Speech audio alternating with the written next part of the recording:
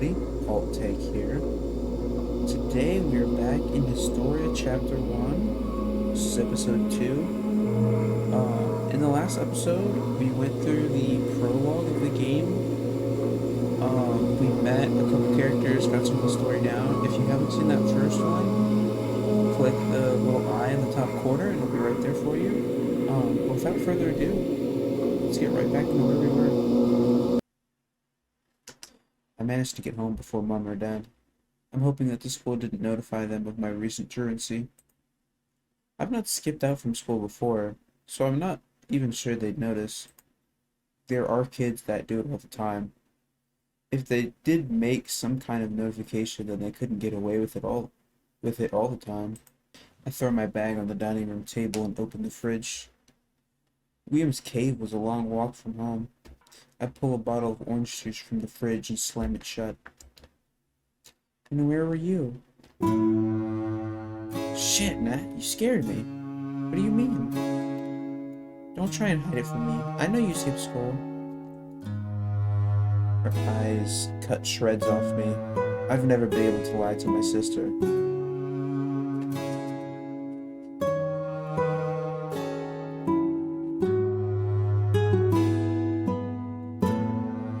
At least not with any efficiency.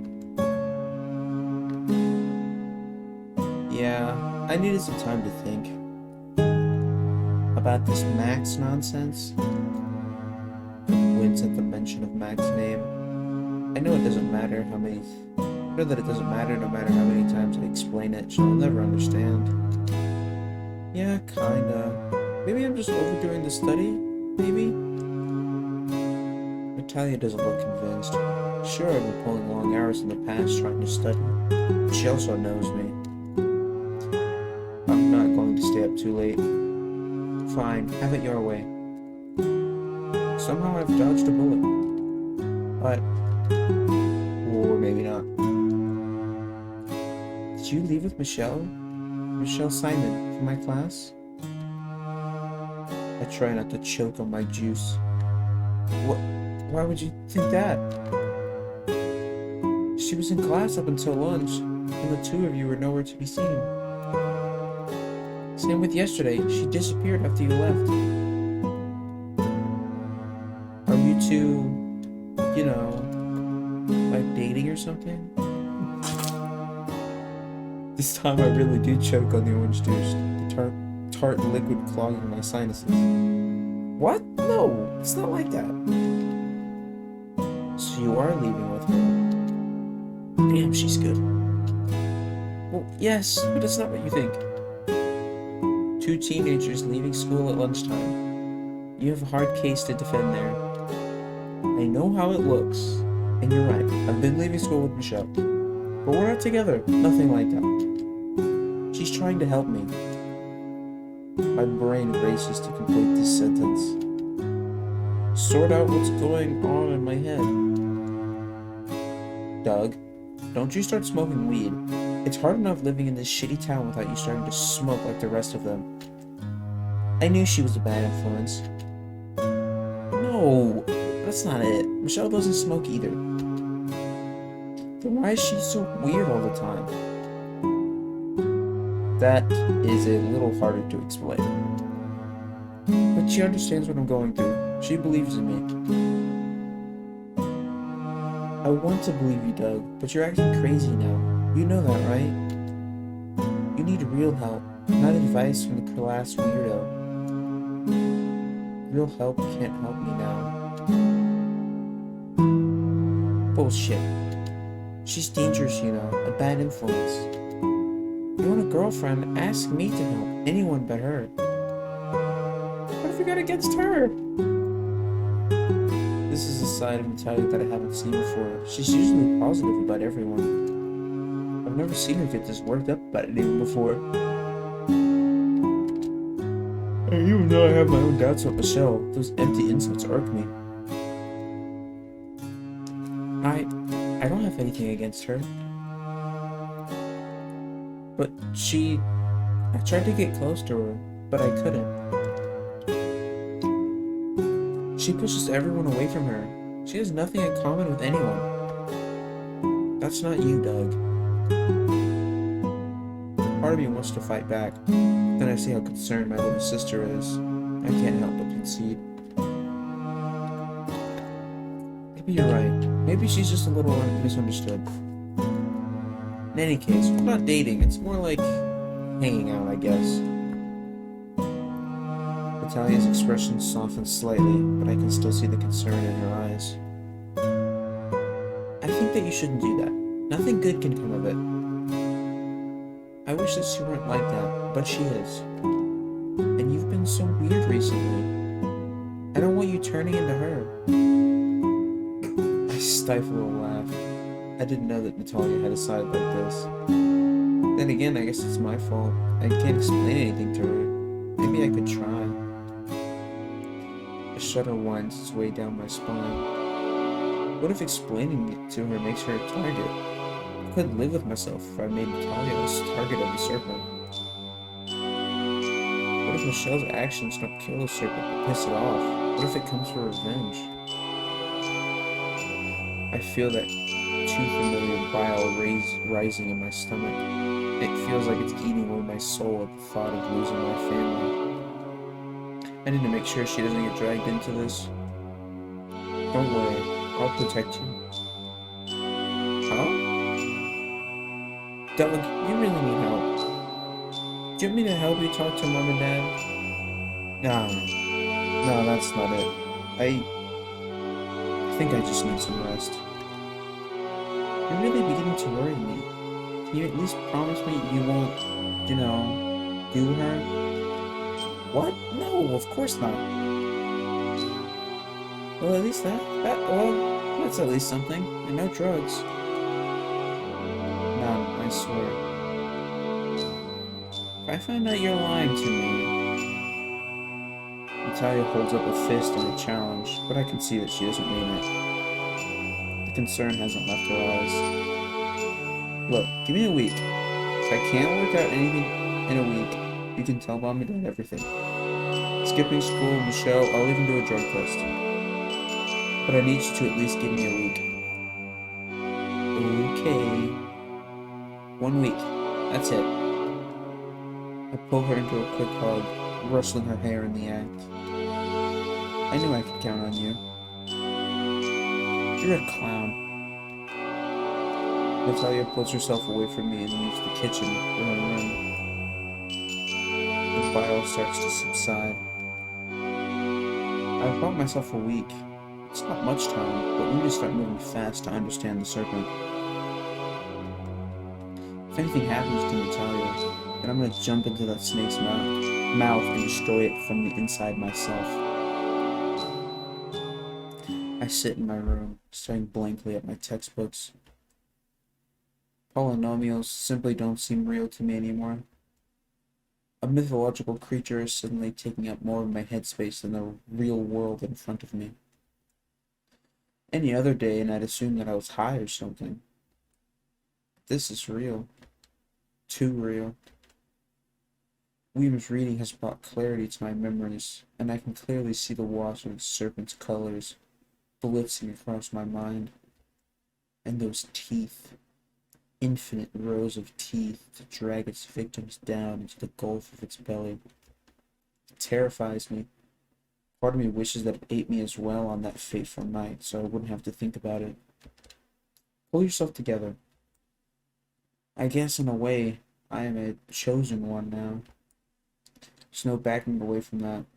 This snake could devour everyone in the city and no one would be the wiser. I can't let that happen. The thing is clearly alive. It has some form of purpose. But if we can't kill it, we can probably limit the damage. Maybe chase it out of town? I need to learn more about it. There's nothing helpful on the net. The Dreamtime stories are just that. Stories. Legends. Centuries of mistranslations and interpretations have left them as nothing but fables. Tall tales of creatures crawling across the land, carving riders into existence and turning themselves into islands when they die. And the Rainbow Servant is one of the most widely spread legends of them all. I try looking for William's Direwong, but there's even less there. Igona that fought the serpent and got bitten. Hardly helpful. That worm barely even has a head to speak of. Only those red eyes and limitless teeth. I shut the computer in disgust. I'm not going to be finding any answers on Wikipedia.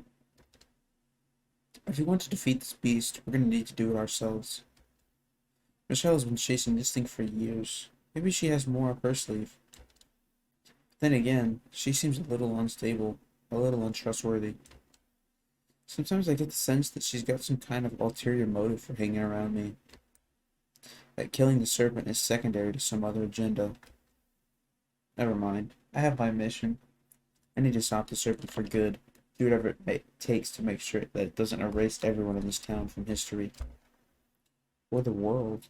What if this beast was the beginning of the end of humanity? Could it eat its way through the last human? I shudder at the thought of a lifeless world, spinning through the universe without a trace of humans ever existing. Not even ruins to show what we once were. My phone vibrates, starting me a little. It's time. 9:45. I don't want Michelle knocking on my door, so I lock the door to my bedroom and creep out the window. The sun is set, and I can feel the spring air already cool around me.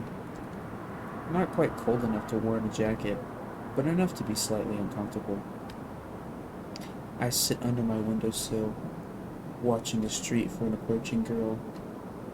My mind starts to wander again, but this time it's about school.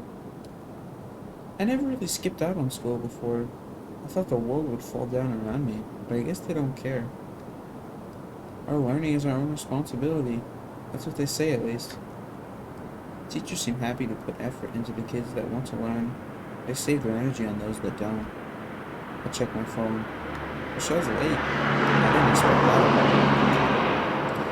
It's not until 10:10 that I see a shadow shuffling around the corner of my vision. In the dark of night, I finally see Michelle, a large bundle slung over her shoulder. She looks like she's struggling. I don't want her causing a scene near my house, so I rush toward her. What have you got here? Nothing. Supplies. It doesn't matter. I smell turpentine and kerosene on them. Can we get going? I was thinking that we needed to cover more ground, so I took these. I proudly hold up my dad's car keys. If you want to be able to catch this beast, we need to move fast. What do you think? Michelle looks ecstatic. You can drive? Kind of, I guess.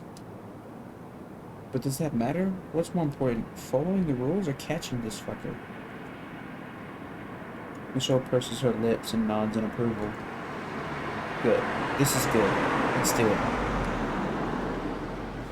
I quietly enter the car as Michelle loads her bulk supplies into the boot. I hear sloshing and clanking, but I don't risk asking her about it again. So long as the car doesn't stink when I put it back tonight. I've only had a couple of practice drives with Mum, but I think I have the hang of it. And the roads are mostly empty at this time of night. As long as we don't get pulled over, we should be okay. Michelle finished fiddling at the back of the car, taking her seat and closing the door. I was thinking that we could go to the top of that hill into the river and keep an eye out. Then if we see anything, we can speed there. Sound good? Michelle is still excited. Sure, beats walking. I wonder if this little bit of larceny will let her keep her tattered uniform from getting any worse. I'm not sure why I care about that, but for some reason I do. I think Natalia is overreacting. Michelle has been through a lot in her life. Of course she seems withdrawn and weird. Anyone who suffered that kind of trauma at such a young age is bound to have some kind of mental issue. But at least if we succeed in subduing the serpent, then maybe she'll get some kind of closure. Be able to break free of the shadow that has been cast over her life. Just as it has mine. In the end, I really do feel connected to her in a way. Right then, let's go. I fearfully turn the key and shudder as the ignition starts the engine. I really hope that Dad doesn't notice. He would be furious. Nothing ventured, nothing gained, right? I ease on the accelerator and the car lurches out of the driveway onto the road. You sure you know how to drive this thing? Yeah, I'll be fine. I nurse the car along the empty streets toward a small hill overlooking the houses lined along the river. When I was young, there was a big flood every other year, but then the government strengthened the dam upstream. Since then, there haven't been any major floods. They had to release some water from time to time, but it seemed to be under control. As the danger subsided, people started building closer and closer to the river. New development popped up to support the town's growing population. Rows and rows of identical kit homes. A few of my friends from school lived in them. The houses always smelled new, like new car smell, house edition. I wonder if you can buy it in shops. You really can see most places from up here. Michelle peers through the window shield as I parked the car on the side of the street and shut down the engine. How long do you think it would take us to get to those houses if we saw it? I don't know, maybe a couple of minutes? I've never driven from here to there before. Michelle seems to sigh a little. Well, how did you patrol in the past?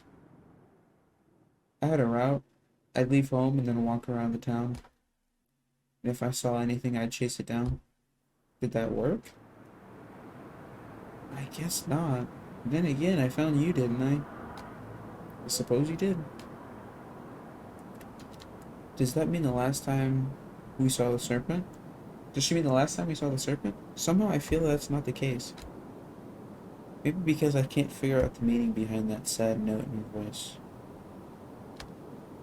I shake my head slightly. It's not that important.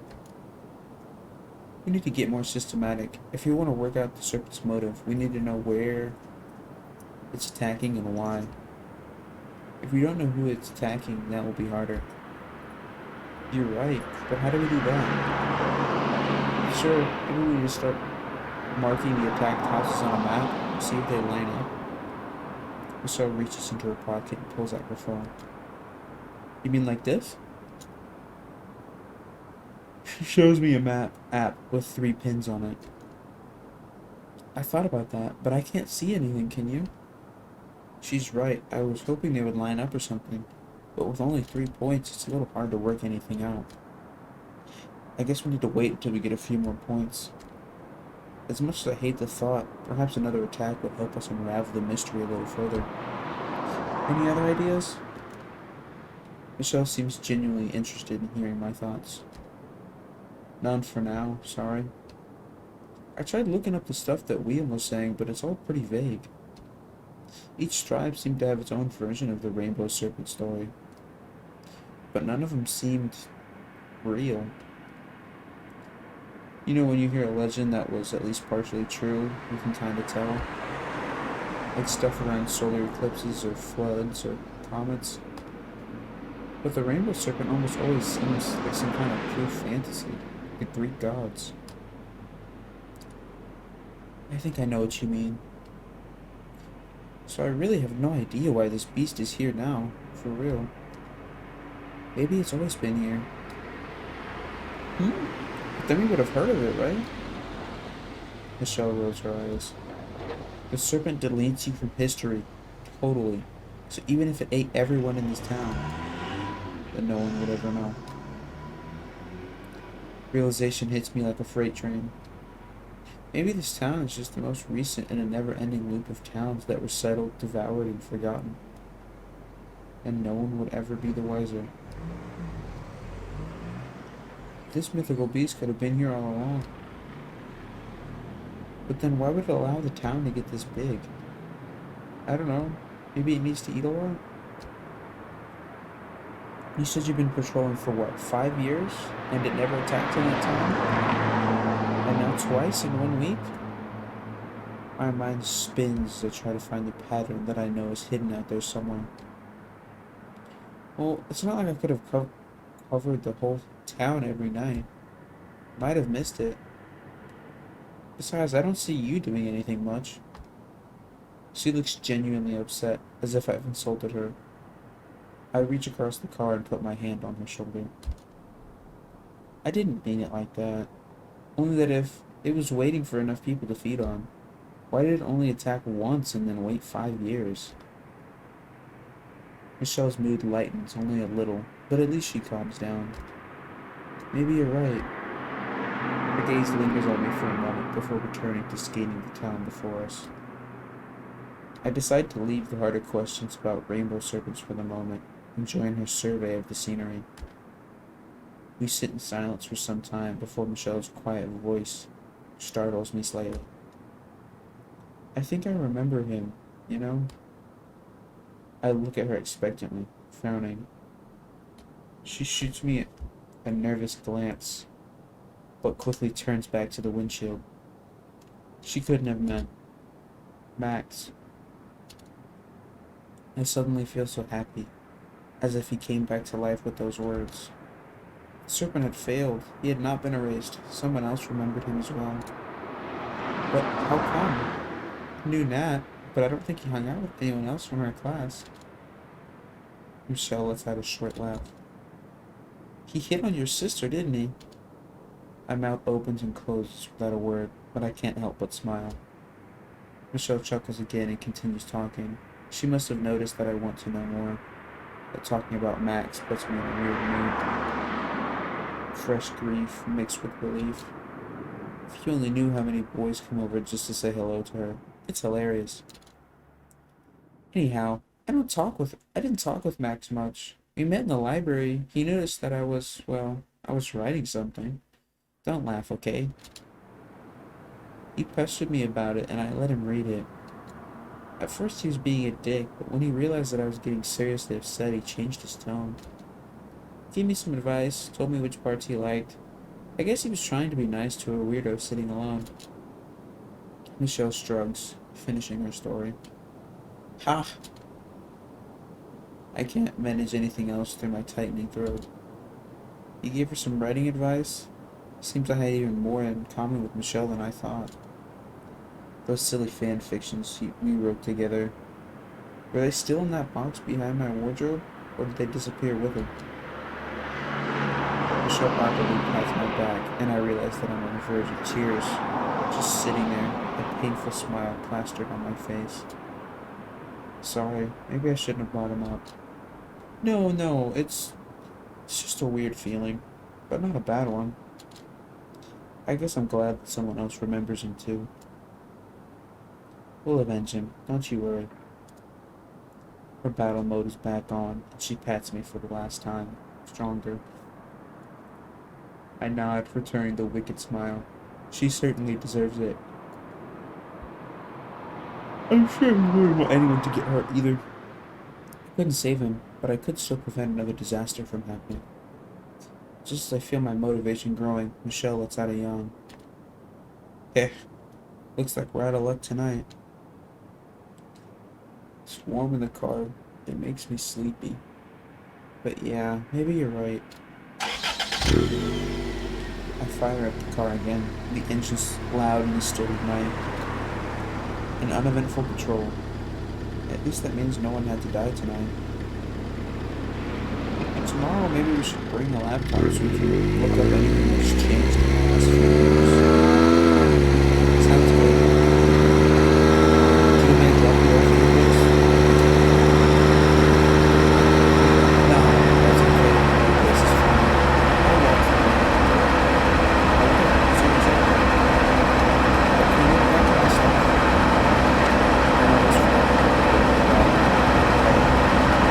Sure, I'll put it in the shower.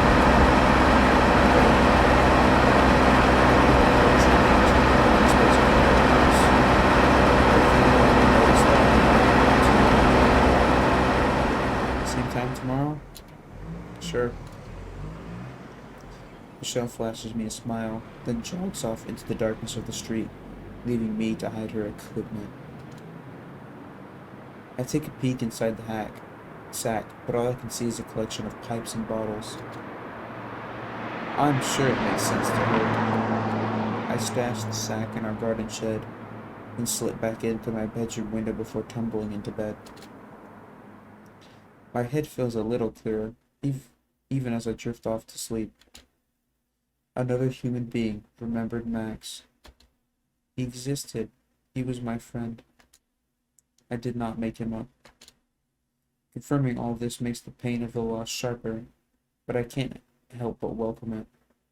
It's better than the confusion I felt for the last couple of days, and I can't help but feel grateful to Michelle for it. Before I can even close my eyes, I feel a light rapping on my door. Come in?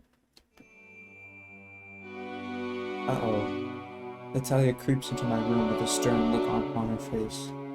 A sense of guilt washes over me. I can see it in her face. She knows what I've been up to. Look, I can explain, okay? Just not now, okay? No, it's not okay. You have a chance to do something with yourself, and you're throwing it away on that girl. That's not what it's about. Trust me, if I didn't have to go out, I wouldn't. This is something that must be done. Natalia puts her hand for me to stop, her face quivering with a combination of rage and tears. Stop. Just stop. You don't know what you're getting into. She's really disturbed. There's rumors that she killed a snake in the schoolyard and cut it open. You could do so much better. I'm conflicted. Part of me wants to defend Michelle, but I can't do that without making Natalia think I'm crazy. And what excuse do I have for sneaking out at night to see a girl if we're not dating? Natalia has put me on the spot, and I have nowhere to go. Look, how about you tell me all you know about her? Natalia nods and sits down on my bed, the spine frame creaking at the weight of two people. She's always kept to herself. No one knows why. Even in group work, she does the bare minimum to not get in trouble, but that's it. She's absent all the time. She doesn't show up after lunch or comes in late. Sometimes you can tell that she hasn't showered. When she has to do a presentation, it's always on some weird shit. One time she lectured us on Aboriginal culture for a science presentation. That doesn't make her a bad person. Talia shakes her head. You don't get it. Some people are weird, some people are shy, some just stupid.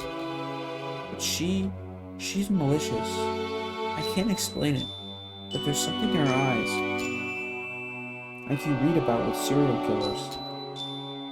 I resist the urge to laugh. Natalia is clearly taking this seriously, but at the same time, she's going way over the top. What if I'm wrong about Michelle? Natalia has known her longer than I have. She just appeared in my world a few days ago. Natalia would have been dealing with her for years. I still have no idea exactly what I have stashed in our garden shed, but I know for sure that it's related to her obsession with petrochemicals. Doubt begins to creep into my mind. What if her contact with the serpent has turned her into a psychopath? Or is it the fate of everyone that stares into the infinity within that beast? I shudder at the thought. And then I remember her awkward smile and pat on the back when she was talking about Max. The self-mockery when she admitted to everyone thinking of her as a weirdo. She wasn't twisted, she was just a regular girl, tormented by a past she could not explain to anyone. If she wasn't there for me, if she hadn't explained to me all those things about the serpent, I'd probably just go mad myself. But Nat would never understand that, and no matter what I say, she's known Michelle for way longer. There's no way I could convince her. I can only try to put her mind at ease. I don't think it's that bad. That's what everyone says about those murderers. He was such a normal guy, and we never suspected anything. Well, that might be true, but it's not like we're dating. We're working on something together, but I can't tell you about it. Once that's done, we'll Splitsville, I promise. What's something? I can't slip anything past her. Nothing. I can't tell you. You wouldn't understand. Try me. Our mind races to find an excuse, but nothing but flimsy half-truths come to mind. Something flows to the surface. It's half-assed, but it will have to do. It's the Duke of Edinburgh Award. The what now? The Duke of Ed Award, remember? We did a presentation about school earlier in the year.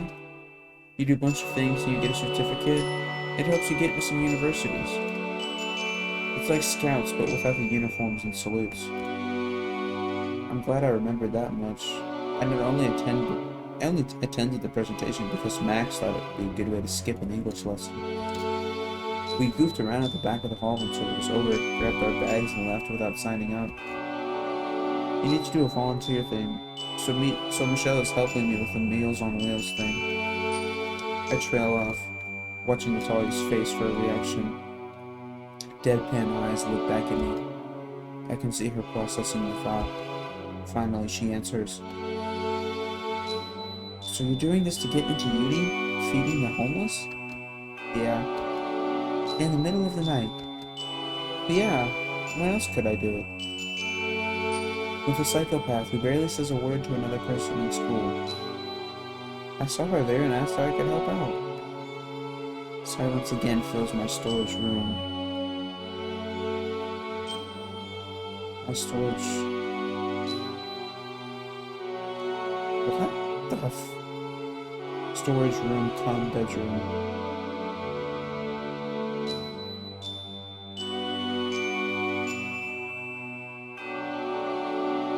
Silence once again fills my storage room. Huh? Silence again fills my bedroom.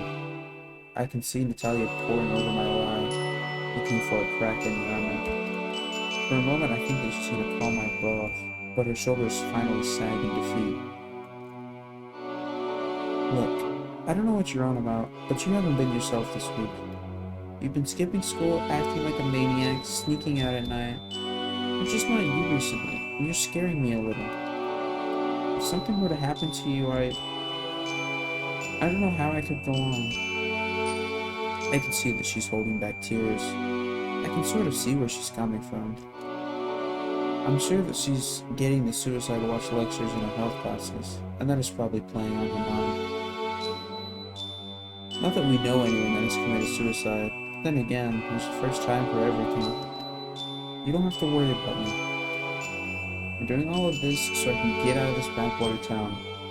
I want to go to a big uni somewhere and do something with myself. So I need every boost that I can get.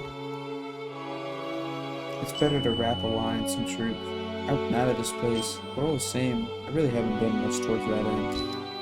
And now I'm fighting some phantom lizard with a psychopath. That doesn't seem like a wise career path to me, but it's something that needs to be done. And maybe a psychopath is what I need to help me do that. Okay, just get away from Michelle as soon as you can. Get this Duke of whatever thing out of your system, and then get away from her before she gets attached. I promise. I'll hold you to it. And don't you dare sleep with her. I feel my cheeks turn red hot as I blush at the suggestion. Never. You don't need to worry about that. Okay. Good night. Night. Alia stands up from my bed, sending squeaks through the silent room. As she disappears into the hallway, I ponder her concern. Sure, I haven't been myself, but she's normally never said anything bad about anyone before. It's unnerving. So far, I've blindly followed Michelle's direction. Maybe she has been wrong this whole time. Maybe she's leading me astray somehow? Or there's some ulterior motive to her actions? I don't know. Maybe I'll talk to her in a bit on tomorrow's patrol. Natalia doesn't know the whole story. How could she? And without that, of course someone like Michelle would look like a psychopath. But then again, killing snakes sounds like something she would do. I lay down and pull my blankets over me, hoping that sleep will swallow me quickly. Tomorrow is another day. Another chance to find out what that snake is up to. Try and put an end to it before anyone else has to be trapped in this limbo. But my mind refuses to calm down. I'm treated to swirling images of rainbow-like skin and a firebrand girl hurling bottles of chemicals all around the place. I wrestle the monster again, watching Max die on his side, his face bloodied. I keep struggling, but there's no use. I have no control over what's happening, and I can't save him. The fire dies down, and the darkness surrounds me. Only the gurgling of water remains, filling my ears. And suddenly, I can see someone above me. A washed-out memory resurfaces as I drift off into sleep. A young girl checking my forehead, asking if I'm fine. Voice seems familiar. I try to see her face in the darkness of my room, and I finally notice the faint outline of Nat's cheeks, her mouth twisted with worry. She sits on my bed as I fall asleep, watching over me. Once. Sitting in the silence of the darkened car is uncomfortable, but I somehow feel that talking to Michelle would be even more so. Natalia's impassioned pleas ring heavy in my ears. Perhaps she's right. Michelle is a dangerous person, but until the serpent is dead, she's my only ally. After this is done, one way or another, we'll part ways. I'll go back to my studies, graduate, and find some nice university on the other side of the country. Maybe get a night shift job to have some spending money. Part away with the memories of supernatural beings. Sounds nice, if it were true. Deep inside me, I can see a future where I do nothing but fight the snake until I die. Every night, charging into battle with an immortal enemy, until finally it gets the upper hand on me and I disappear from history. It's depressing thought. I sigh in frustration. You're not yawning, are you? What? No, just thinking. About what? Nothing. The future, I guess. Michelle's eyes narrow. There is no future whilst that thing is around. In a way, she's right. The serpent is like a boulder sitting on the train track of my life. Before we met, I was cruising along a pretty well-defined path. Now, until it's cleared from the tracks, I'm going nowhere. True that. Silence descends upon us again, and our glazes stare out across the small patch of town. I can see the lights of the houses extinguish by one as the people tuck themselves into bed. The subtle blue glow of TV sets in darkened rooms. I think about the lives being lived in there, the kids in my class that are probably still awake studying, the elderly already fast asleep. How many couples out there before me losing themselves in each other's bodies? And yet here we are, a couple of kids watching over a town that doesn't even know it needs protecting. Why couldn't this have happened to anyone else? There! Michelle's shrill voice tears through the air. See it? I squint through the windshield trying to follow her outstretched finger. I don't. Really? Where? Who cares if you can see it? Let's go! Michelle's orders run directly to my brain, and before I know it, I'm turning over the ignition and driving mindlessly. Where to? Down by the river, near the parkway. Move it! I aim the car towards the town and head down the hill. Out of the corner of my eye, I think I catch what Michelle sees.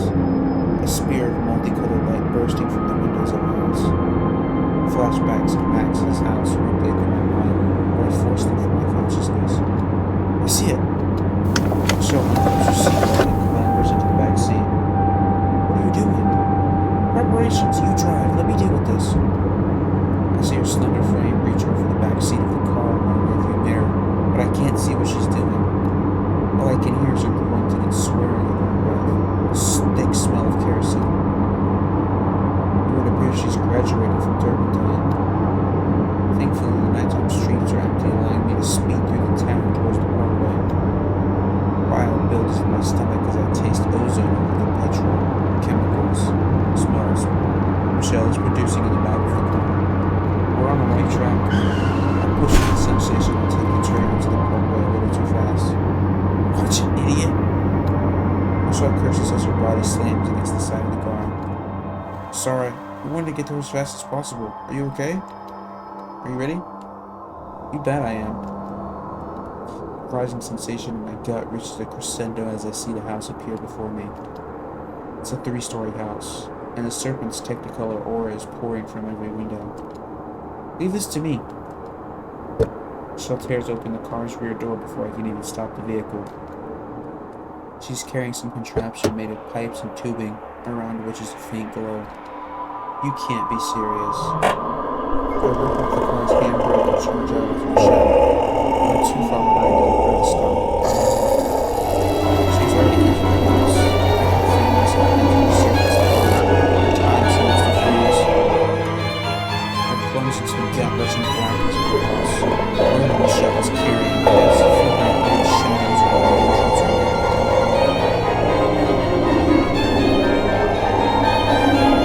Come on out, you fucking... Instantly, the hallways fill with strong and colorful light on the serpent's head punches through the night. Michelle goes to the fire contraption and a cube of fire and smoke erupts from a makeshift flamethrower. Lighting the light changes the serpent's control for dominance in a small space.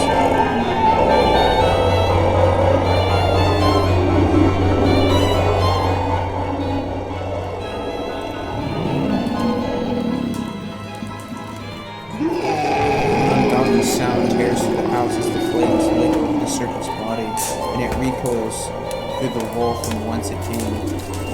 Smoke alarms instantly add to the noise with their shrill cry. Puddles of fuel still flaming line the hallway. I can feel the effect of the serpent starting to slip away, like a bubble collapsing in on itself. Die! Michelle opens up her flamethrower again, drenching the hallway in flames and fuel. But I know the serpent has already left, and history is rewriting itself as we speak. We need to go. Never. I'm gonna kill this fucker tonight. The smell of ozone disappears and the stomach begins to settle, but still the flames begin to grow.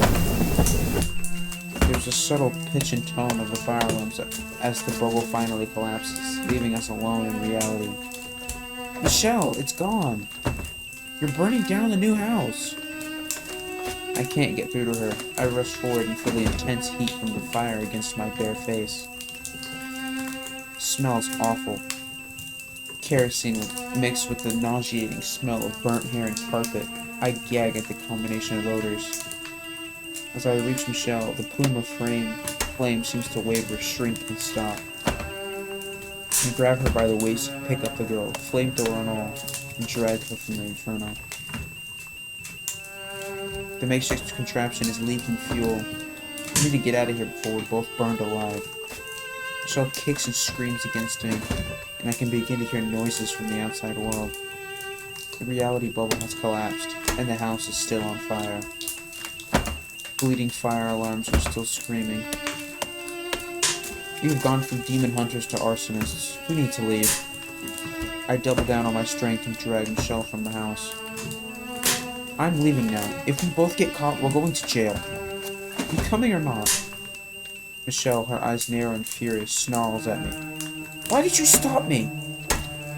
It's gone. You're burning down a house now.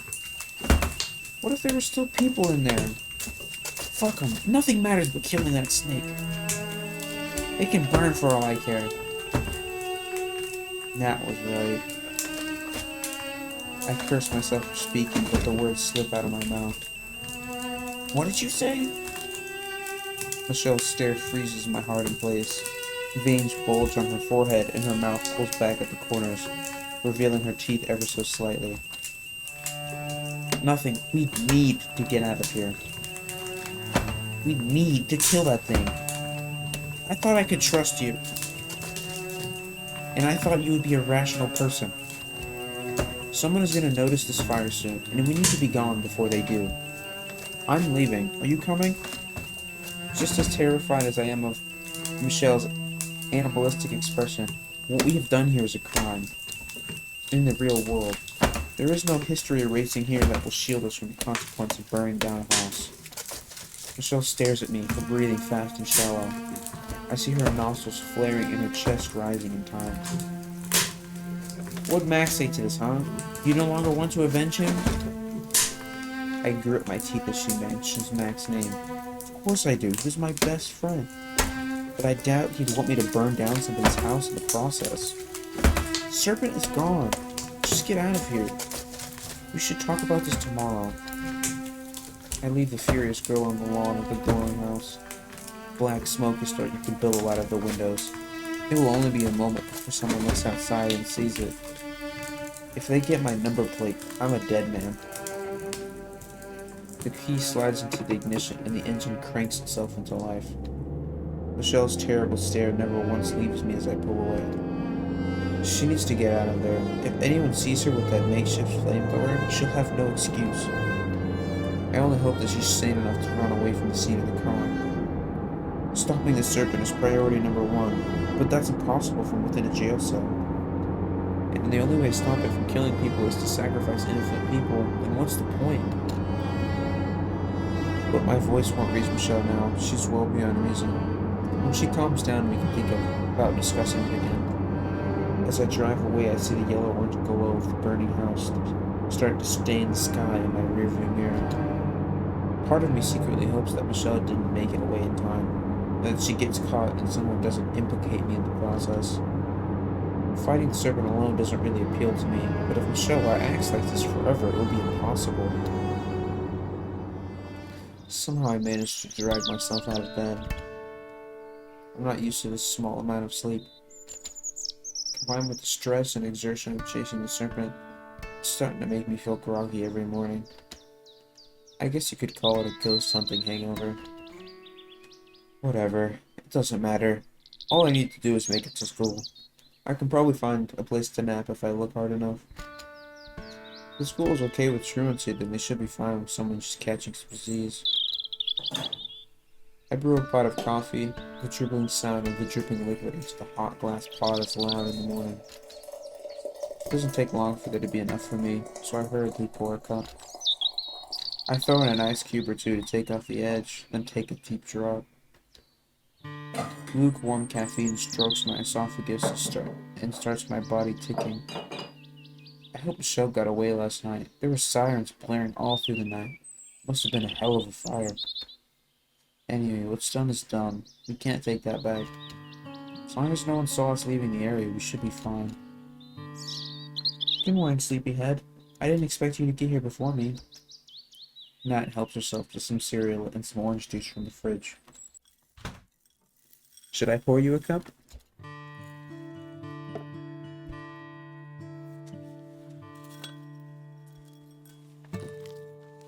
I'm fine with juice, thanks. She's yet to develop the unhealthy addiction to coffee that seems to fuel the rest of my family. It's between Mom's work shift, Dad's late nights, and my studies. The rest of it find it hard to make it through the day without some kind of help. But Natalia is still a kid. She doesn't know what it means to need coffee to even hold a conversation. I'm jealous of that. It won't be long, and she'll be just like us.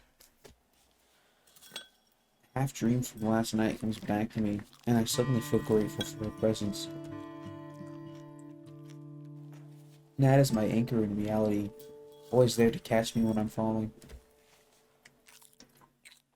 I'm not sure about the memories about Max's death, but maybe, before the reality overrode itself and removed him from history, she helped me yet again.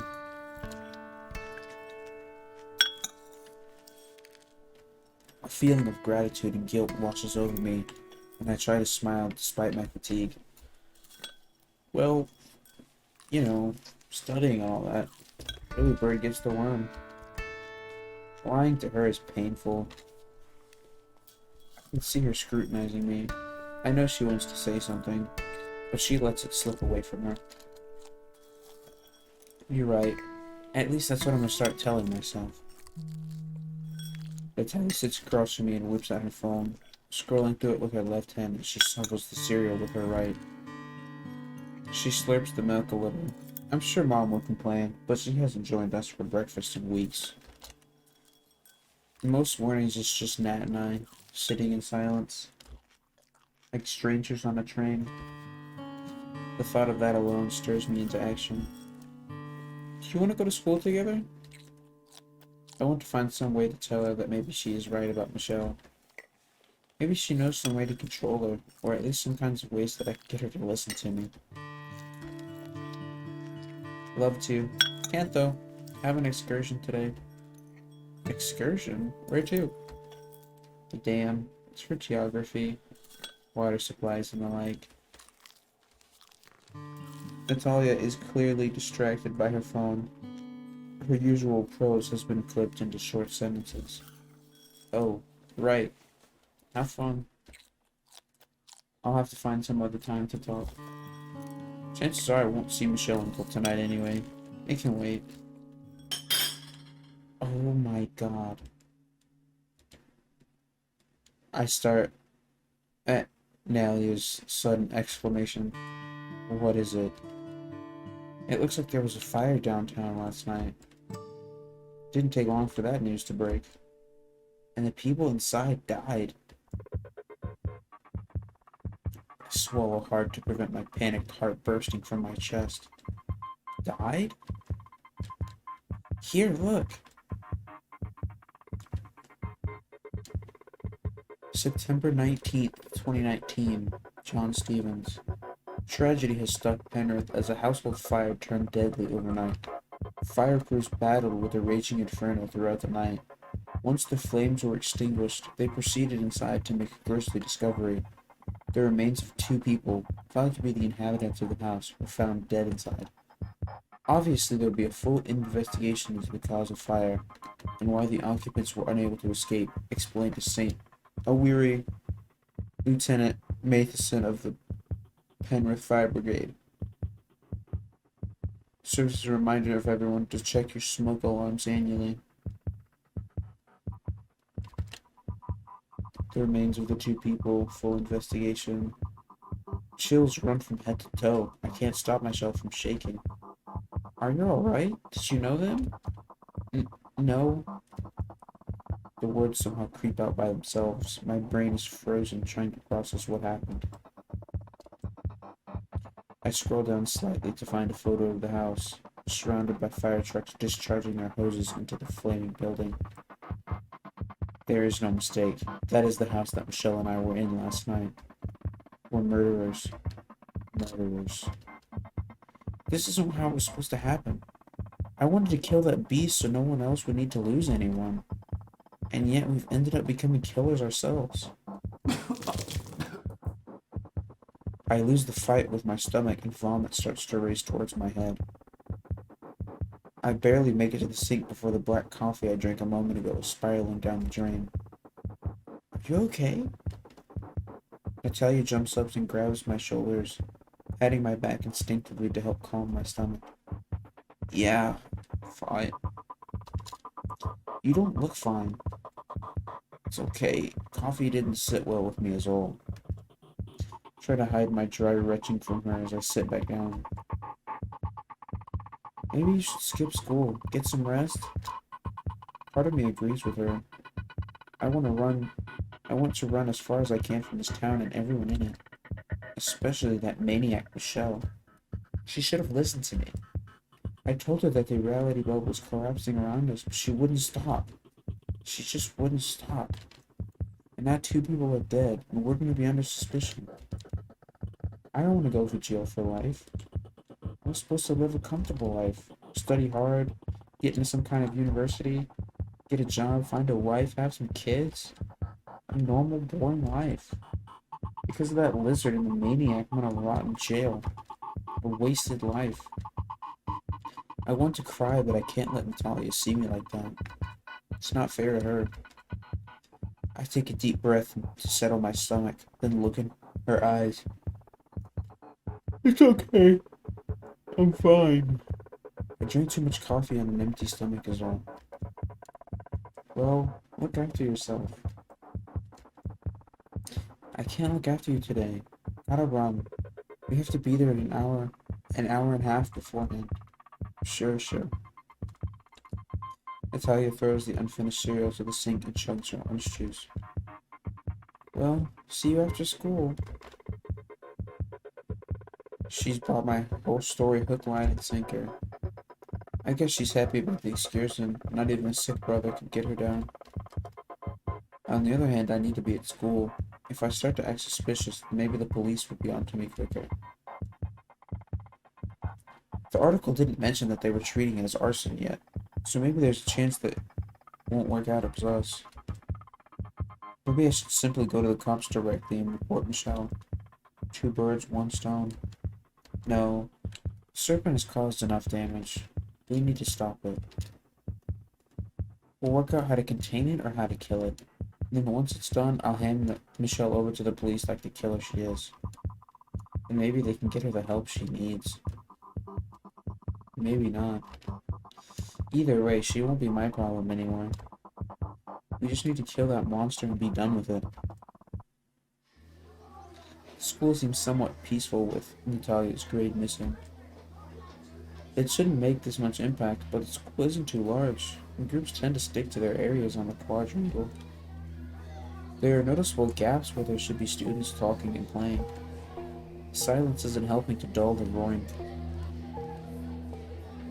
cacophony in my mind, though. I should have stopped Michelle. I could have, had I tried. Or tried to rescue the people that were inside. But I was too busy getting out of there to do anything. I know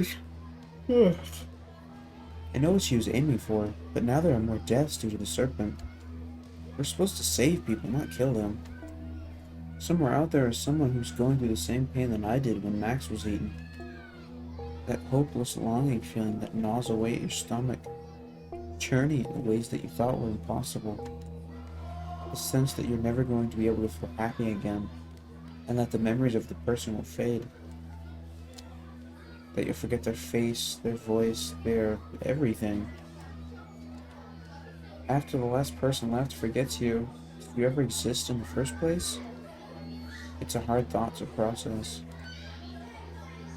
But until that creature is gone from this town, this will continue. That means may or may not be justified by the end. But we've already come this far. To give up now would make every death pointless. And that's why I'm here, sitting in the subdued schoolyard pretending that everything is fine. I need to avoid raising any suspicions until the serpent is dead or gone. After that, I'll wear my punishment. Of course, I prefer not to go to jail, but some things are more important than your own comfort. We know so many hundreds of people the serpent has erased from history. If I can at least remember Max, that I can also remember the others. I might not know who they were, but if I can remember Max for as long as I live, then I feel that I'm remembering them all, at least in part. I take a deep breath to calm my nerves. There's not much I can do here at school. I decide to head to the library. Maybe I can look into the legends of the Rainbow Serpent. Maybe I can find a clue there. Something that will help us fight it for real. Michelle seems to be at least on the right path. The fire did get some kind of reaction from the beast. Maybe we need to contain it how? Trap it so hard we can burn it hard. I trapeze up to the library, my soul heavy, but with my head still in control. Gotta keep it cool. Make it look like nothing is going on. There's still a chance that no one saw us at the house that burned down, and they'll never find us. After all, the people that died didn't exist until last night. There's nothing that connects Michelle and I to the crime.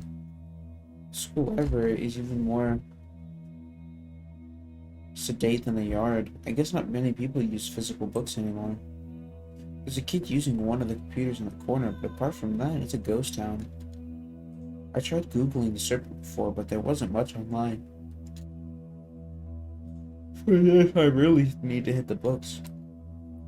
The Aboriginal history section of the library is laughably small. Then again, it's more detailed than the Wikipedia articles. I pull out a book about the dream time and start flicking through the pages. Dot paintings from ancient caves stare back at me as the dry text goes over the tales that I recalled from my history classes. The rainbow serpent was one of the Dreamtime creatures that carved rivers into the landscapes of Australia. Every tribe has their own Dreamtime stories, and yet the rainbow serpent seems to show up in all of them. The story changes depending on the part of the country. Around here, it decided to hide itself and became an island somewhere off the shore, never to be heard of again. Unfortunately, none of this is going to help me. None of these stories seem to have any information about fighting the beast. Maybe I need to speak to William. I consider skipping out from school, but it will have to wait. I need to avoid drawing attention to myself today and tomorrow, every day until I'm either arrested or until the serpent is neutralized. Till then, Douglas Levitt, report to the principal's office. The PA message shakes me to my core. I feel my heart start to race and sweat well up in my pores. I thought I was ready to accept my punishment, but I'm not. My throat closes and I find myself gasping for breath. I know that I need to calm down, but I can't manage to get a hold of myself. Visions of being dragged away in a cop car flash before me. My mother in tears, my father's disappointed face. The life that I never knew. My brain screams at me to run, but my body instinctively follows the instructions from the disembodied voice.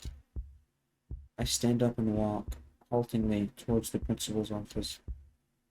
I rap lightly on the door, and the principal, ashen-faced, beckons me into her office. Douglas, I don't see any police. And there's something about her face, her expression. My nerves might be getting the better of me, but something is wrong. Instincts are screaming at me in a confusing chorus. I don't know if I should run or sit. Please, sit down. I have some bad news. Penny drops. This isn't about me, but that means I sit down. There's been an accident. At the dam. Her words are drowned out by my heartbeat, now deafening in my ears. Nat, is Nat okay? Your parents will pick you up from here and take you to the hospital. My body's trembling, I feel weak. Is Nat okay? Is my sister okay? I don't realize it, but I'm screaming. The principal doesn't answer. Her face tells me the answer. She'll be okay, right? Right? I'm sorry, but your parents will be here soon. They should be the ones to tell you.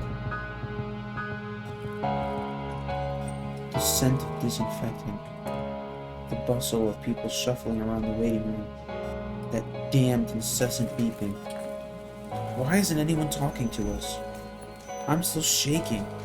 Dad picks me up from the school in a taxi. He was as white as a ghost, silent the whole time. I don't think he could speak even if he tried. Mom was already at the hospital when the accident occurred, but since she was a relative, they wouldn't let her in. An order showed us to the waiting room, and I could tell from her face that it wasn't good news. We slowly began to piece together some of the story. The year 9 class had gone to the dam for their field trip. It was a standard thing in our school to learn about hydropower and the water cycle.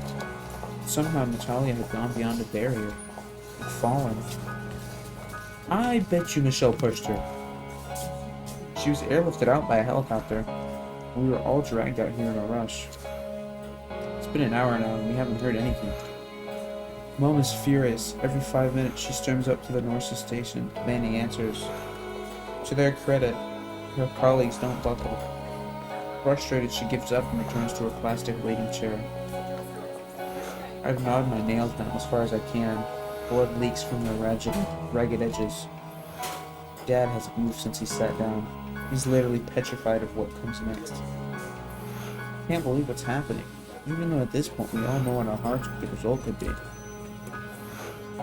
Part of me expects a surgeon in tattered scrubs to come bursting through the door at any moment, beaming at us, telling us that we can see her now, and that Nat will be lying on a hospital bed, bruised, sporting a drip, but smiling faintly back at us. I want that so bad. but my heart is filled with doubt. Every time the door swings open, my hand snaps around like a meerkat, desperate for some news. And yet, when the news comes, I didn't even hear the operating theater's door open. Oh shit. He hasn't said a word, but his stance, his face, his eyes. His eyes tell me everything I need to know. Mom collapses on the spot before he can even open his mouth. Dad doesn't react. He's a statue, incapable of thought. I'm sorry. My knees go weak. Even sitting down, I can feel that my joints won't support me, so I stay put. Mom begins to wail. The duty nurses rush to her, but Mom pushes her away. She stumbles away, the crying fading only barely as she disappears from my sight. We tried everything, but it was too late. Dad stands to shake the surgeon's hand and walks out of the opening room without once opening his mouth. My mind is racing, trying to think of a way out of this. It can't be real. We were talking at breakfast. She seemed just as happy as ever. She's dead? The surgeon nods grimly. I'm afraid that the fall was unsurvivable. I shouldn't have asked.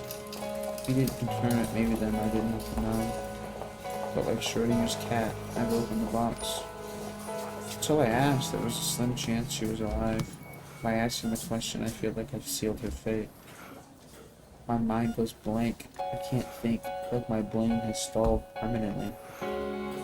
Then one by one, images start to come into my mind. Watching her graduate from high school, catching up at New Year's because we're going to different universities, at her wedding day, me looking after her kids for an afternoon. My stomach turns with the waste of life, the things we won't get to do together. Before I know it, my mouth is moving. How did it happen? The surgeon sits on the seat next to me, putting his arm around me. We're not sure why, but she had crossed a barrier. She fell down the face of the dam. Chills run down my spine. All I can imagine was how afraid she would have been as she tumbled through the air. The pain of impacting the dam wall on the way down. How lonely she must have been, lying in a crumpled heap at the bottom of a concrete structure. I let out an involuntary gasp as I played the ordeal again in my head. She would have lost consciousness straight away. There would have been no pain. I know that he's trying to comfort me. As an emergency surgeon, he must have had to break the news to other family members in the past. It could be true, or he might be lying. Either way, his words provide a small blanket of comfort. Here, take this. He hands me a handkerchief. I don't realize it, but tears have been pouring down my cheeks. Thanks. I dab away the tears, my body running on autopilot.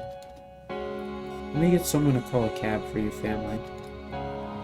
I think it's best that you all go home and stick together. The hospital's counselor will be in touch with your mother. If you have any questions, you can call them. Thanks. The surgeon pats me on the back.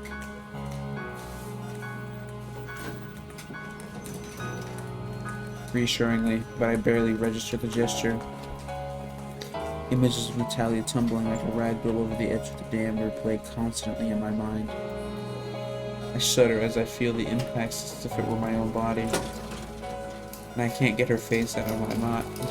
Her smile, her laugh. All gone, and for what? Just what was the purpose of her life? To be squandered like this? Max, if you're out there, I could really use a friend right now. You rang? Max, clear as day, is sitting beside me in the waiting room. You look bummed. What happened? Natalia, she's dead. Like you. Ouch. That sucks. You alright, bro? Alright? My best friend and my sister are dead. How the fuck am I supposed to be alright? Whoa, okay, dude, chill. Just trying to lighten the mood. Sorry. Kind of stressed right now. I can imagine. How are your parents? They are both broken in their own ways.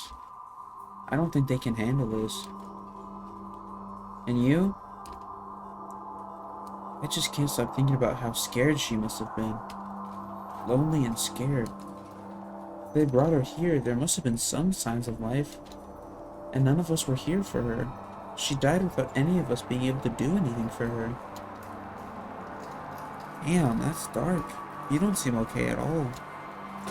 I don't know what I am right now. Well, I know one thing. And that's that you need to get out of here. Hospitals give off bad vibes. And your mom looks like she needs some help. I pull myself out of my own head long enough to look at my mother, who is still sobbing on the floor. Her colleagues are giving her some distance, watching with respectful and remorseful faces. Somehow I manage to drag myself to her feet. Drag myself to my feet and walk over to her. Mom, I'm sorry.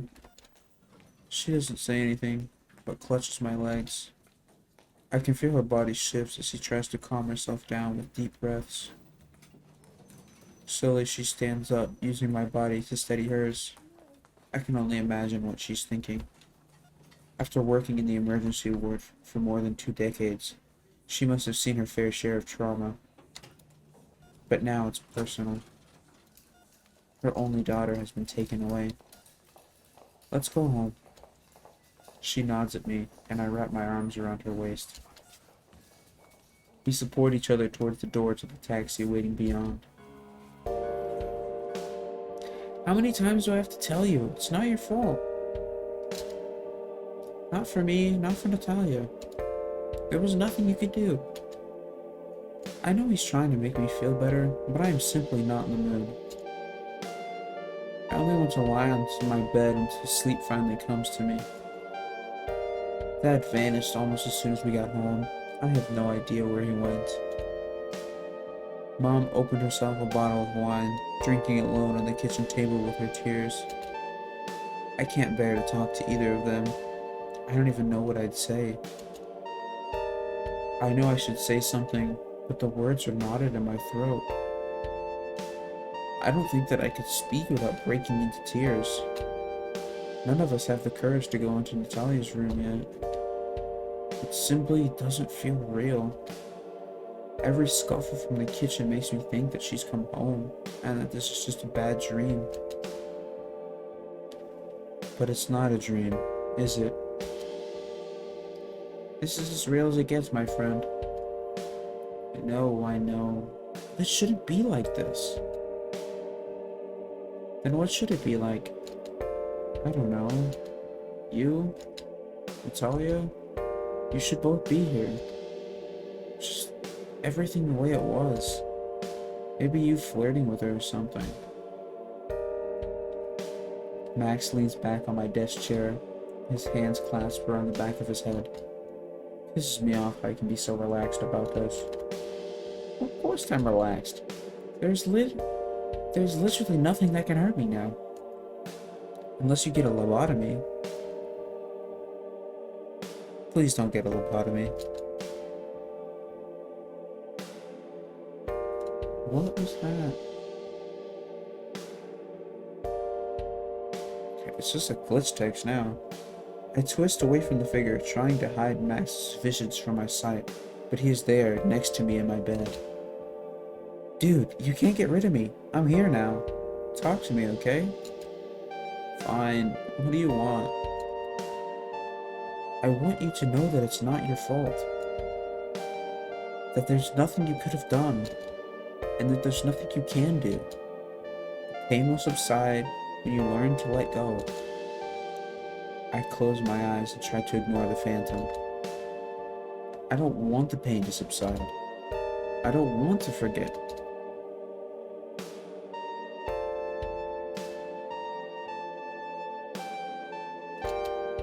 I don't want to give up. That was weird.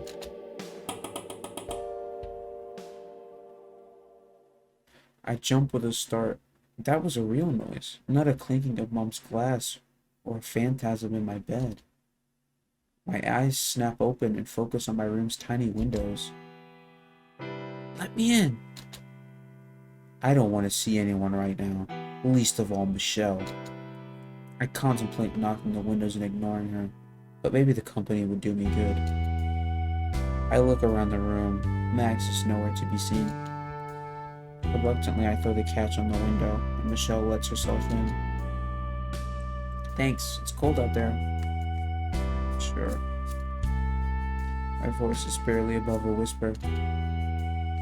Michelle takes a moment to start the conversation, and if I wonder if she came here looking for consolation as well. She always spoke highly of Nat. She obviously knows at least about the incident. She was there! Wasn't she there? Okay. So what's our plan for tonight? I figured we better discuss it beforehand. But no. Michelle only has eyes for the serpent. I should have known that much. She really is mad, isn't she? I'm not in the mood. Mood? Mood? Mood has nothing to do with this. We have a monster to kill. You and I, we're supposed to be a team. Inseparable. We're supposed to kill this thing together, right? I just can't tonight. I can't stop thinking about everything that's happened. And whose fault is that? Mine? No, it's the serpent. The serpent did all this. I need to kill that motherfucker right now. But I need your help to do that. You can't kill it. We can't kill it. It's pointless. We should just let it eat us and be done with it. Ooh! Pam slapped me. Michelle's backhand burns across my cheek. Can you even hear yourself? You're not that kind of person, Doug. You don't give up. I know it. What the fuck do you know about me? I know that you want to see this fucker dead. You don't think I know about loss? I'll never let that stop me. Sure, I know it sucks about Nat. But now it's just you and me against this thing. That hasn't changed. We need to make it pay for what it's done. You and I. Together. She changes her tone and looks at me sheepishly. This is not about the serpent anymore. Don't you want that? What did you say? Hey! Michelle sits down on the bed, leaning backwards and drawing me towards her. Confused, I feel myself following her out of instinct. Part of me yearns to be held right now, for some human contact to remind me that I'm still alive. Just you and me, together.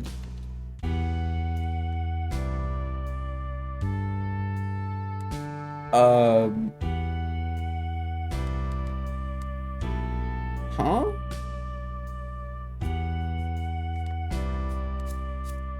I'm super nervous about her. She's way too gung-ho.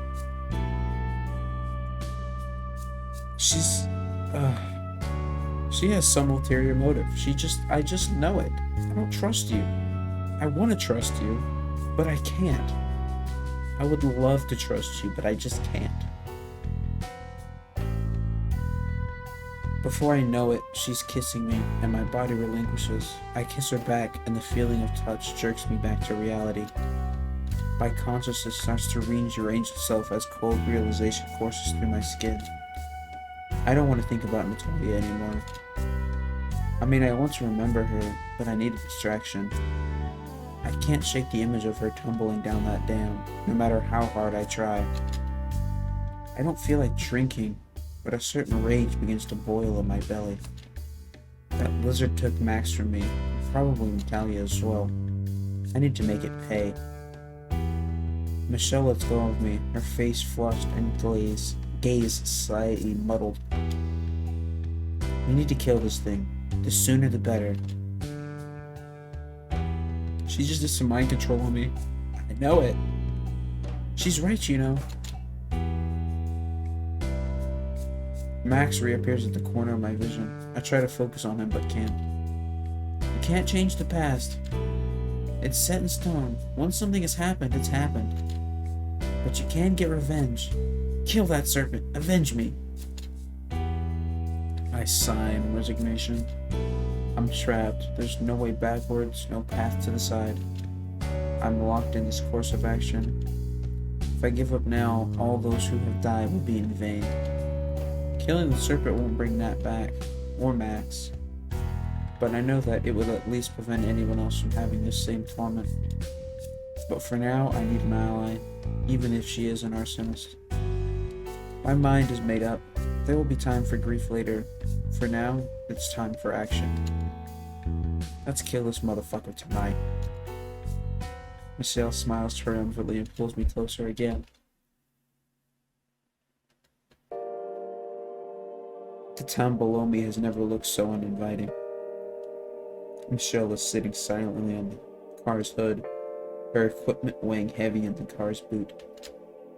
Every now and again, a tear starts to roll from my eye. I pretend that I have allergies so as not to tip off Michelle. The last thing I want is her sympathy or pity. That's, of course, under an assumption that she's even capable of such feelings, which I doubt. It became painfully clear that Michelle's completely stuck. She won't move on until the serpent is dead. That suits me just fine right now. There's nothing else I want or need. We're gonna find this monster and stop it. Somehow, we'll stop it. There! Michelle's shrill voice pierces the blanket of silence. I follow her outstretched finger and see the serpent's oar streaming out of a nearby house. My only reply is to fire up the engine and speed toward the light as Michelle leaps into the passenger seat. I throw cross into the wind. If we get pulled over, then the flamethrower and boot is enough to implicate us both. If we crash, then I'm going to sit here until I burn. That would be fitting end to all of this. Don't be so hard on yourself. I ignore the phantom. I don't need Michelle getting involved in this. After all, this is a monster that deletes people from history. What kind of chance do you have of standing against something like that? One wrong move, and all you've ever done is unwound. You're gone forever, like you never existed. I swing the car to the side, and Michelle leans against her seatbelt. Max, however, stays put, his head between the driver's seat and passenger seat, smug as ever. I get it. I was only trying to help. The phantom disappears, and once again there are only two of us in the car. We round the last corner in the small residential street and are greeted by the flashing cornucopia of colors from the house in front of us. Let's get this son of a bitch. You've got it, partner. She leaps from the car and straps on the flamethrower, leaving a large satchel behind. Take that with you. What's this? Just bring it. Reluctantly, I lift the sack from the car. I'm surprised she was even able to carry it. Incredibly heavy and smells of fuel. No, there's no way I'm going to carry this to the house. I leave the package on the curb and chase after Michelle, who's already inside the serpent's bubble.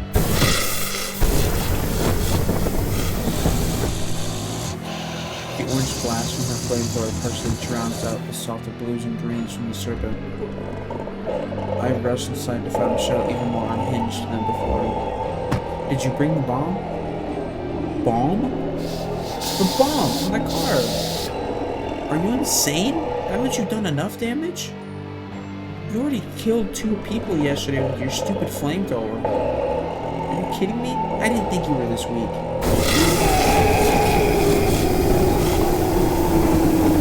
We won't get anywhere if you let your conscience stop you every single time. You either give it your all and act, or nothing changes. There's no room for hesitation, Doug. Her words make sense, but I still can't take a risk that big. There's no point in killing that monster if we need to destroy the city while doing... Okay, dude, it's a bomb, not a nuke. But still. But to Michelle, this doesn't matter. For her, only the monster exists. Everyone else is simply NPC in her grand crusade. I just shake my head. That's why I saved you from the serpent that first time. I saw a fighter. I thought that with you we stood a chance. Michelle lets out some blasts from her weapon, and the serpent retreats through a wall, leaving me alone with her. I should have realized that time would dampen that passion. No, what is she saying? It was Nat who nursed me after Max died. I remember that. I remember her worried face above my head. My throat tightens again when I realize I can no longer ask her more. But on the other hand, I don't even feel the need to. I'm certain that Michelle was lying. She's trying to win me over with lies. That's a lie. It was Nat who saved me that night. I remember that. You won't fool me. It came out like a hiss, and Michelle opens her mouth, shocked. Say what? You only wanted to use me, didn't you? You're incapable of feeling anything except for the hate for that stupid monster. That's all you are. What else did you lie about? The story about your uncle and aunt? The lonesome patrols every night since then? Was that a lie as well? I've never lied to you, dumbass. And the fact that you knew Max, that he helped you with your writing? Frenzied just a moment ago, Michelle freezes at those words. So it was true. She did lie to me. She told me what I wanted to hear to pull me closer and then use me. His hair color. What color was it? Are you nuts? I don't have time for a quiz. Is that so hard? Just one word. You remember me, don't you? Spit it out. I already know the truth. She has no idea who Max even was. Her nervousness now is obvious and painful to watch. As much as I hate to admit it, realizing that my only ally has become a traitor is excruciating. Fine, black. It was black. I chuckle, but mostly out of pity for myself. How did I ever let her deceive me so? Did I really need someone to talk to that desperately? Maybe I really am weak. It wasn't black. Nat was right. You're a liar and a sociopath. I feel bad for you and you tried too fast. I felt connected to you because you remembered my friend. But those were just illusions you created to use me. I really should have listened to Nat. I'm such an idiot. Fine, I lied about Max, but I just wanted you to feel better. There's nothing wrong with my intentions. You killed innocent people in their sleep, Michelle. You're no different than that monster. Did she tell you that? She put those ideas in your head, didn't she? Ha, good riddance then. What did you say? You heard me, Natalia. She was constantly getting between us. Bad influence my arms. We have one job. Anything else is distraction. My body reacts before my mind can catch up, and I grabbed Michelle's thin arms, shaking her. What have you done to her? But she doesn't flinch. She only stares at me with glowering eyes. I didn't know you were so attracted to your own sister. This is a war. Everyone loses someone. Get over it. The only thing she did was divert you from our goal. Maybe now that she's gone, you'll finally realize what's important. Open your eyes, Doug. Open my eyes? That being a distraction? Give me a break. You're just crazy. She saved me time and time again. Without her, Michelle frees herself from my weakened grip. I don't know what to think anymore. Before I can react, the serpent's head bursts through the wall, charging at the girl. She reacts immediately and turns to intercept the monster. A gout of flame erupts from her weapon, and the serpent dodges upwards, burrowing into the ceiling. Its liquid body forces like a gleaming pipe between wall and ceiling, with Michelle coating it in flames as it passes. The sound of boiling water sizzles in the enclosed space, but the serpent seems to take no damage. Steam fills the room, reflecting the fire's fierce glow. The serpent disappears down the hall, and Michelle chases after it. Turbulent emotions strain my head. Was the accident at the dam really an accident? Would Michelle? Of course she would. She'd even bat an eyelid when she found out that she killed those people in her house. Who am I kidding? She practically admitted doing it herself. I can't let this go on. You seem like you need a friend about it now. Max's phantom appears among the flames. I don't have time for your shit, Max. She's not willing to surrender, you know. Go away. I'm just saying, what do you really want to do? I want to kill her. To wrap my hands around her throat and squeeze the life from her. And why don't you? No one would notice. If you left her here, she would burn with the house. You'd be off the hook for the arson and she'd be dead. What difference would it make? You can't do it, can you? You can't bring yourself to kill someone no matter how much you hate them. I want to fight with Max and prove him wrong, but he's right. There's so much death, I don't want to see another body. Let alone one born of my own hands. I knew it. But you know, there might be another way. Max's vicious flickers and dissolves in flames, which begin to rage in intensity. Michelle charges back into the hall, her weapon belching orange flames.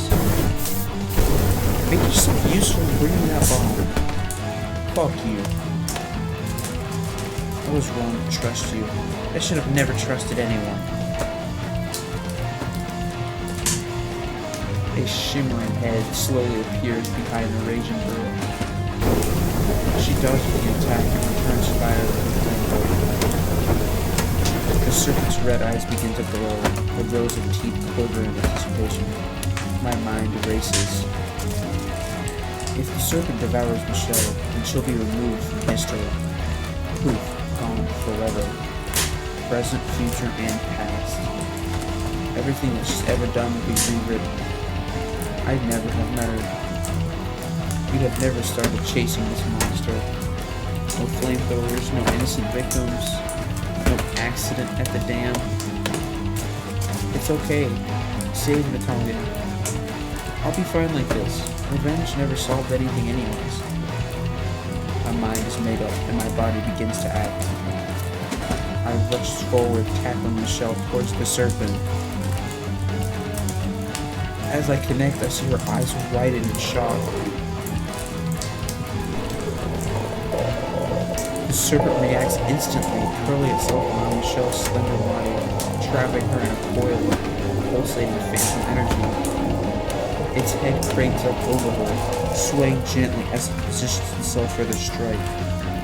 Michelle tries to struggle but can't extricate herself from the serpents. The serpentine embrace. What are you doing? You killed my sister. You murdered those people in that house. I'd rather die myself than help you destroy even more. You fool! The snake will kill us all. But at least I'll be rid of you. Fuck you! Fuck you! Fuck you all! When I'm out of this, I'm gonna raze the city to the ground. I noticed a change in the pitch of the serpent's gurgling, and it draws down until it is eye to eye with Michelle. Its red eyes meet Michelle's furiously bloodshot eyes, and for a moment it's like they are communicating. Michelle's fury reaches a peak, and she manages to free an arm from the serpent's body, slapping forward and connecting with one of its eyes. The snake recoils and launches itself into the ceiling, releasing Michelle from its grasp. I can feel the reality bubble starting to collapse around me. Inexplicably, Michelle was still alive. Alive and furious. She reaches for her flamethrower and toggles the trigger, but the device lets out only a faint hiss. It was destroyed by the serpent's crushing grip. Michelle throws the useless device to the ground and screams. You traitor! You'll pay for this. You'll all pay. Michelle storms past me, shoving me against the wall as she does. I want to stop her, but I can't. My knees are weak and my throat tight. My entire energy reserve has been sapped from me. Instead of chasing her, I fall to my knees. Tears that I've been suppressing since Max's demise free slowly from my eyes. Here on some stranger's floor, I find myself unable to move, sobbing like a baby. I've lost. We've lost. We never had a chance to defeat this monster, and now it's taken everything from me. I just want to lie here until it comes to consume me and remove me from this wretched life. Come on, you fucker. What are you waiting for? I know you want me gone, so come and finish me off. But I know I'm not that lucky. If it didn't want Michelle, then it won't want me either. We're both cursed. Somehow we're not part of the Serpent's grand plans. After who knows how long, I managed to crawl outside the house and back to my father's car. Michelle's remaining equipment is gone, but the car remains. Defeat washes over me. I sit in the driver's seat, afraid to turn the key. I don't know how I can face my parents, let alone myself. Maybe I'd be better off dead.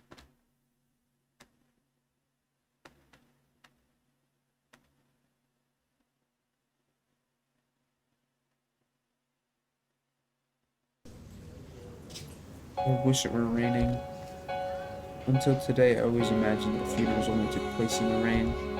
But instead, the sun is shining bright, and the cool spring breeze comfortably wafts through the assembled onlookers. A sea of sad faces in their best clothes.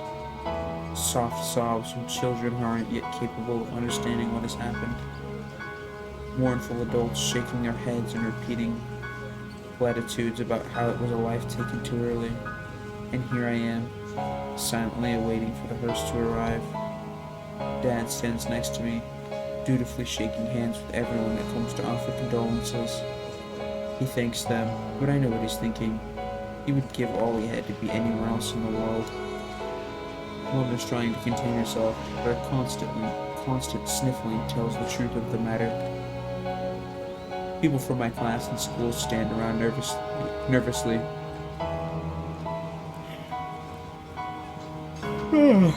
Not knowing what to say to me.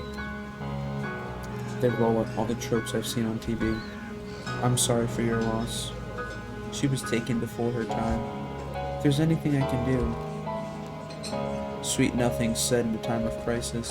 And me? I'm furious. Furious that Michelle put me here. Furious that I was powerless to stop her. And now she's on the loose, probably making someone else's life hell. Furious at the serpent for throwing me into this situation. If only I didn't leave my phone at Max's house that night and let the serpent go about its business. I would have been as clueless as the rest of these people gathered here today. But I'm not. Everyone else here thinks about today as the end of a tragic incident. I know the truth, and I can't tell anyone. Natalia was murdered in cold blood. Murdered so that a psychopath could chase ghosts. There's a sudden shift in the crowd, and I look towards the cemetery gates. The unmistakable stake of the hearse is winding its way towards the chapel. My heart stops. I thought I was ready for this, but I'm not. I want to run into the rolling field with green dotted with gray headstones. But I stand fast. This isn't my day. It's Nat's. One more goodbye before the dark night. Take a deep breath and try to remember what the funeral director told us. The hearse will arrive here, and they'll move the casket onto the trolley. The crowd will have a chance to write their last farewells on the outside. Then we will carry her into the chapel. Mom opted for cremation, but she couldn't bear the thought of her only daughter rotting away in the ground. We'll all say a few words, and then that will be it. I subconsciously feel for the folded paper in my jacket pocket. I tried to write some words down last night, but I couldn't think of anything that seemed worthy of the occasion. It was too much pressure. How were you supposed to say goodbye to someone that you've always known? I secretly hoped that the hearse never arrives and that I don't have to speak. But my wishes can't stop time. The hearse is soon upon us, slowing as the crown parts to let it through. The rumbling engine stops, and for a moment there is no sound in the cemetery. A few sniffles break the tension, and the undertakers alight from the vehicle, solemnly opening the back door to reveal the tiny white coffin. It's smaller than I imagined. I can't picture Nat crammed inside. but thankfully I don't have to see that. The undertaker skillfully removed the casket and placed it onto a wheeled trolley and positioned that at the doors of the chapel. Ladies and gentlemen, before the service, the family would like to invite you to write a farewell message on the chimney coffin. There were markers available. We will begin in 15 minutes. Hearing such a loud voice after the whispers of the crowd is a bit of a shock to me. The funeral director then passes a marker to my father, who pauses for a moment before scribbling on the white veneer of the coffin. His writing is barely legible. He passes the marker to my mother, but he places a hand on the coffin, his chest heaving as he tries to maintain his composure. My mom scrawls "wait for me" on the side of the coffin and passes the marker to me. I can't think of what to write. My emotions too turbulent to be coherent.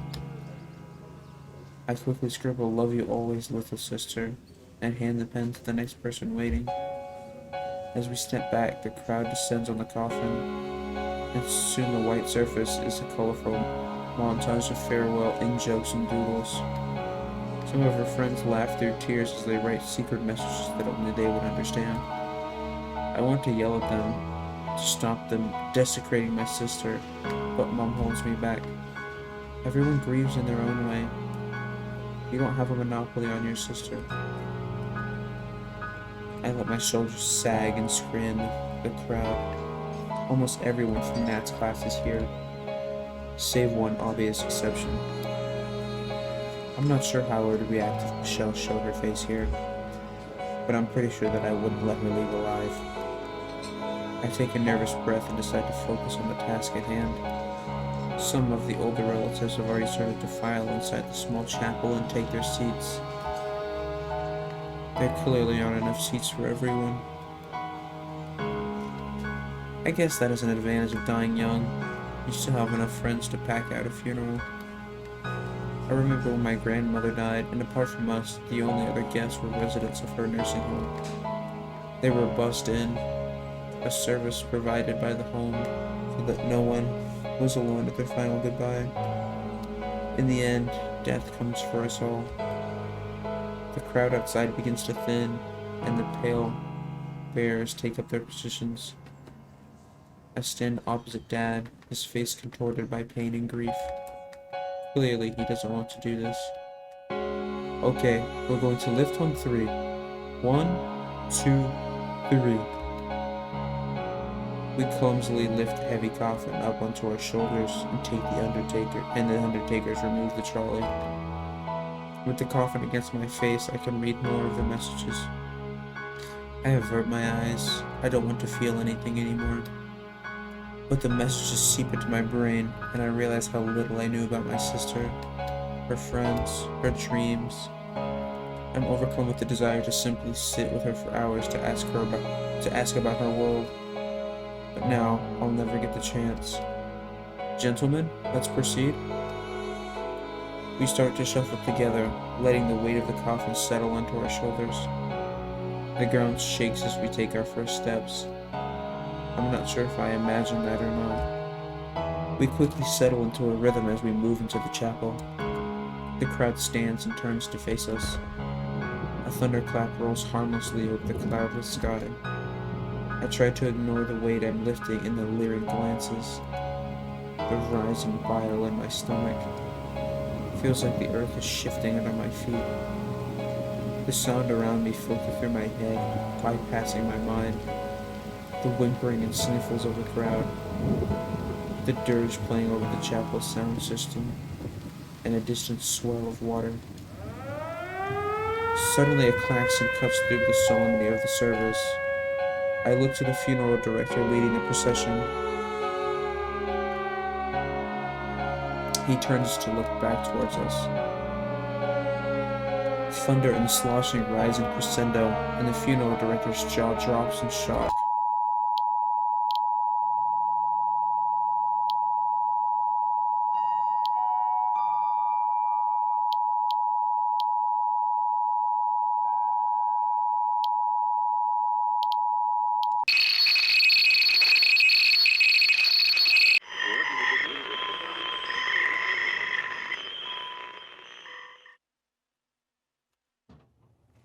Okay, someone give me a sit rep now. Sir, the dam burst around mid-afternoon. We didn't start getting reports until the flooding reached Windsor. They thought it was a normal flood, but the river surged so much faster than ever before. We managed to evacuate most of them, but here, the fire chief turns to survey the flooded dam behind him. The turbulent flow of water throw up a light fog around the area, making it hard to see. Here they had no chance. It would have been like a tidal wave.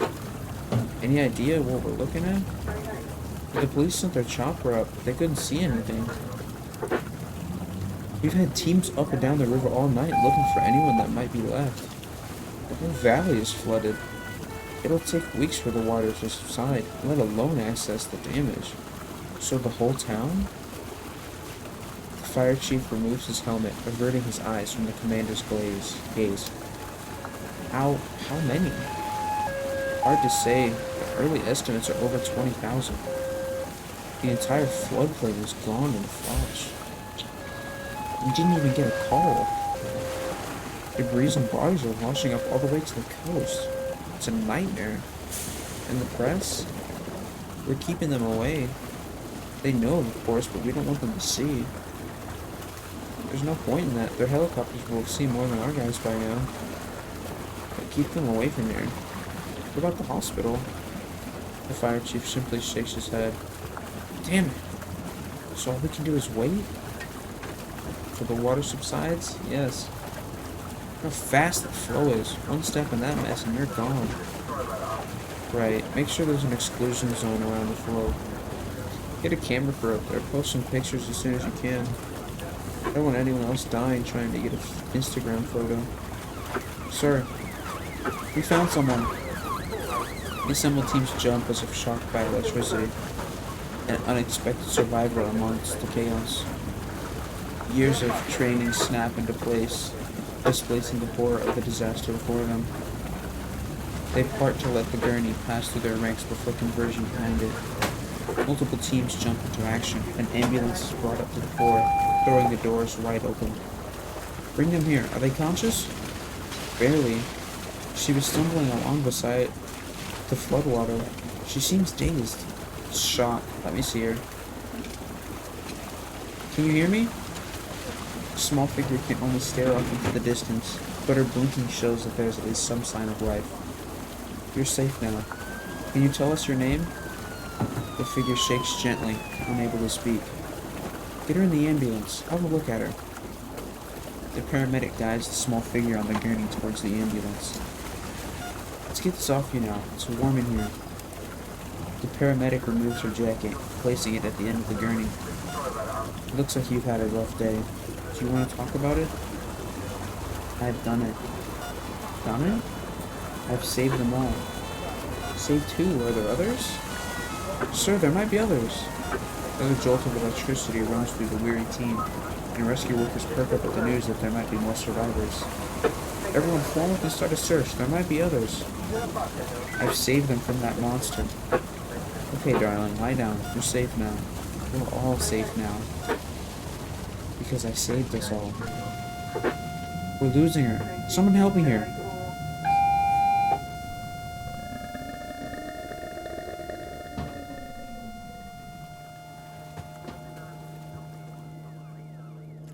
What?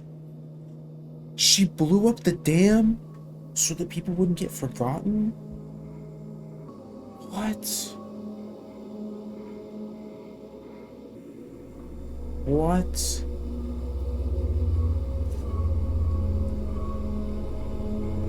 What? That's crazy, dude.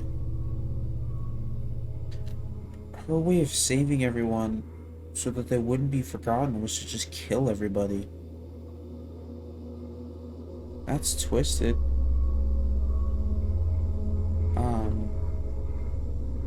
Well, that's pretty dark. I'm not even gonna... Wow.